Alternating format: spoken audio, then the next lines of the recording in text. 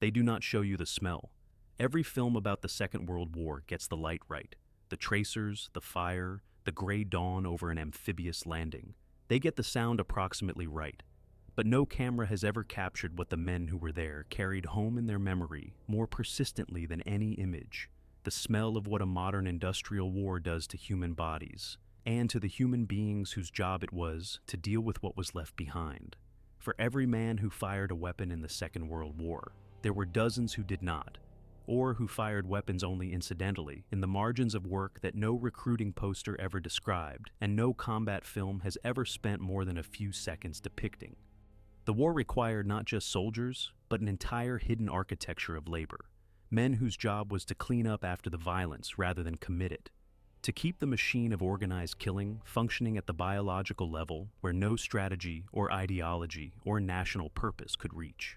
These were not minor assignments, they were essential ones, and the men who performed them occupied a different relationship to the war than anyone who has watched it in a theater or on a screen will ever quite understand. The armies of the Second World War moved on fuel, ammunition, and food, but they were sustained at a deeper level by the maintenance of basic human function, digestion, hygiene, the disposal of waste, both industrial and biological. Before the 1st Infantry Division advanced a mile, before a single strategic objective changed hands, someone had to ensure that the men doing the advancing were not incapacitated by dysentery, that their wounds were treated and their dead were accounted for, that the infrastructure of biological survival remained operational under conditions specifically designed to destroy everything. The United States Army in 1944 fielded roughly 8.2 million men across multiple theaters.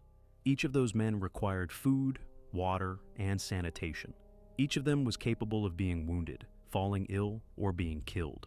Each of those outcomes required a specialist response. The ratio of combat soldiers to support personnel in the American Army by 1944 was approximately 1 to 7. For every rifleman in a foxhole, 7 men were somewhere behind him, keeping the system alive. And most of those 7 men are absent from the historical record in any meaningful detail. What follows is an attempt to find them. The first thing a frontline unit did when it stopped moving was dig, not foxholes, or not only foxholes, it dug latrines. Field sanitation was not a bureaucratic formality, but a tactical imperative, because an army disabled by gastrointestinal illness was as combat ineffective as one that had been shelled. And the history of warfare before modern sanitation doctrine is largely the history of armies destroying themselves through their own waste. The American and British armies of the Second World War understood this with a clarity born from institutional memory. In the First World War, disease had killed and incapacitated men at rates that exceeded combat casualties in some theaters. Yet the lesson had been absorbed. The men assigned to sanitation details, officially designated pioneer platoons or engineer units depending on the theater, dug cat trenches and deep pit latrines by hand in whatever terrain the advance had deposited them. In France in August 1944, that terrain was often clay-heavy, water-retaining Norman soil that turned to standing water mud at the bottom of any excavation deeper than 18 inches. In the Pacific, it was coral or volcanic rock that resisted a pickaxe. In North Africa, it was sand that collapsed back into any opening. The work was performed under the same conditions as every other aspect of the campaign, in heat, in rain, in darkness, sometimes under intermittent fire, with the additional quality of being work that nobody discussed and nobody celebrated. But the men who did it were not volunteers. In established positions held for more than a few days, the problem became disposal rather than excavation. A latrine serving several hundred men filled rapidly. The standard solution in forward areas was burning. The contents of oil drums cut in half were regularly removed, mixed with aviation fuel or diesel, and incinerated in the open air. This was not a theoretical process. Someone lit the match. Someone stirred the mixture with a long-handled implement to ensure complete combustion. The smoke was a specific color and a specific smell that veterans who mention it at all mention once and do not describe further.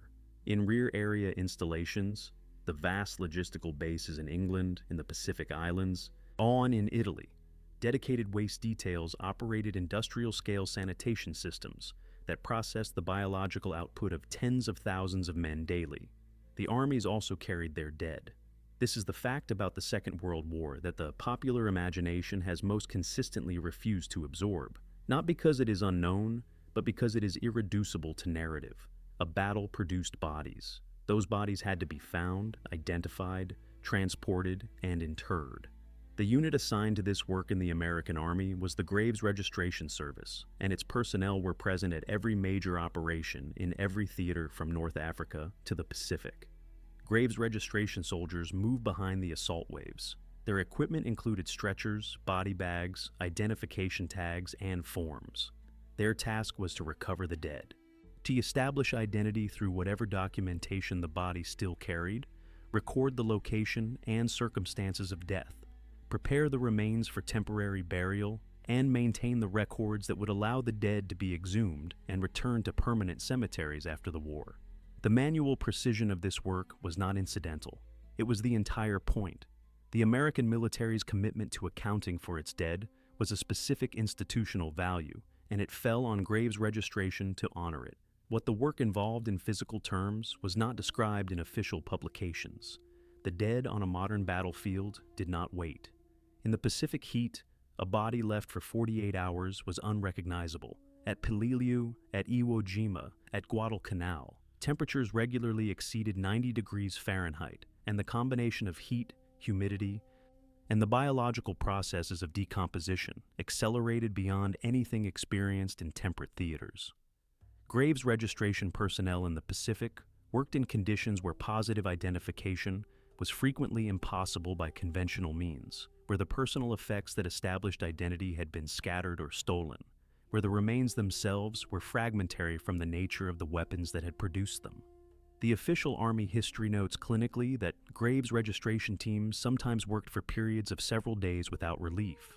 It does not describe what those days consisted of at the sensory level. Veterans who served in this capacity rarely did either. The silence is itself a form of testimony. Medics occupied a different but related territory. Yes, the popular image of the combat medic, the man running forward under fire to reach a wounded soldier, is accurate as far as it goes. What it omits is the extended duration of the work that followed. Treating a casualty in the field was only the beginning. The wound had to be cleaned, stabilized, and prepared for transport under conditions that would have been inadequate in any peacetime hospital. Surgical instruments were often unavailable. Water was frequently limited. The wound itself might contain metal fragments, bone splinters, soil, clothing fibers, and organic material from whatever terrain the casualty had been occupying when the weapon struck. Wound infection in the Second World War, even after the widespread introduction of sulfa drugs and later penicillin, remained a significant cause of death and permanent disability. Gangrene, the necrotic destruction of tissue caused by anaerobic bacterial infection, was a particular threat in wounds involving soil contamination, which in practice meant most wounds sustained in ground combat. The treatment for gangrene, when caught early, was aggressive debridement, the physical removal of dead tissue from the wound by hand with instruments, often without adequate anesthesia, because the surgical resources of a forward aid station were not those of a hospital. When caught late, the treatment was amputation. Medics performed debridement routinely. They also dressed wounds that contained maggots, fly larvae that colonized open wounds within hours of exposure in warm climates, a phenomenon that the medical corps treated with a clinical pragmatism born of necessity. In some cases, that maggot activity was recognized as beneficial since the larvae consumed necrotic tissue without damaging healthy tissue, effectively performing a biological debridement. In practice, this distinction was less reassuring to the patient than the medical textbook might suggest. The combat cook occupied an entirely different register of difficulty. Feeding an army in the field was a logistical problem of enormous complexity, and at the forward end of the supply chain, it was solved with whatever was available. The cooks who worked in field kitchens behind the front lines operated equipment that had been designed for mobility rather than efficiency, using ingredients that arrived damaged, contaminated, or simply wrong. At Army field rations in the early years of the war, the C ration and the K ration were widely described by the men consuming them in terms that the Army's own field manuals did not anticipate. The C ration of 1942 contained canned meat hash, biscuits, and hard candy. It was designed for short-term use in combat conditions. By 1944, men in some theaters had been eating nothing but C and K rations for months.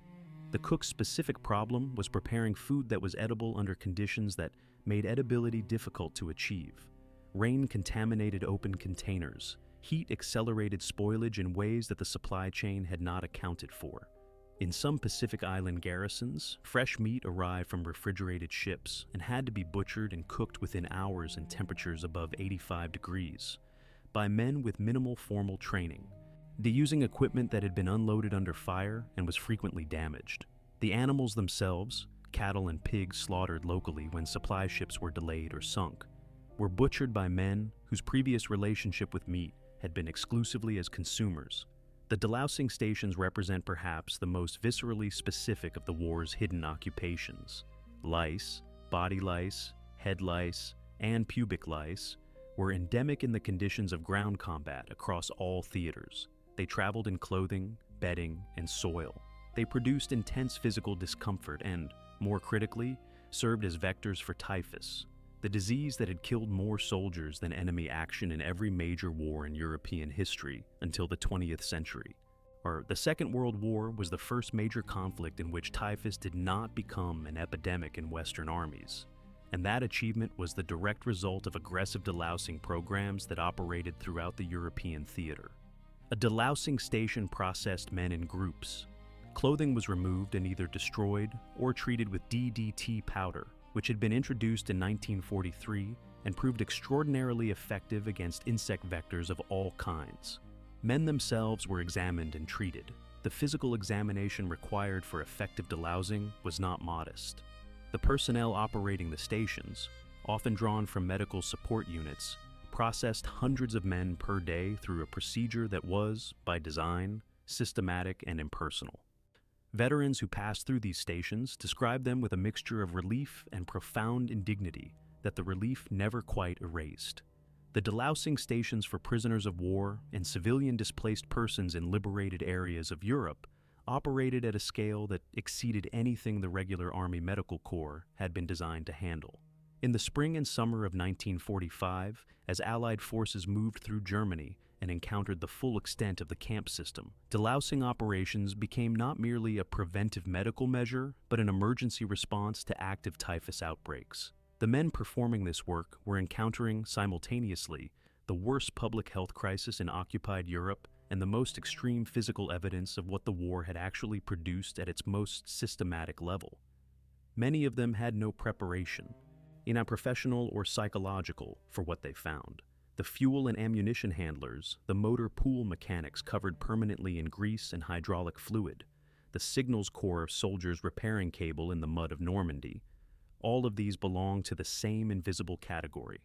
The war produced a demand for labor that went far beyond combat, and it filled that demand with men who had enlisted or been drafted without any particular clarity about what they were agreeing to.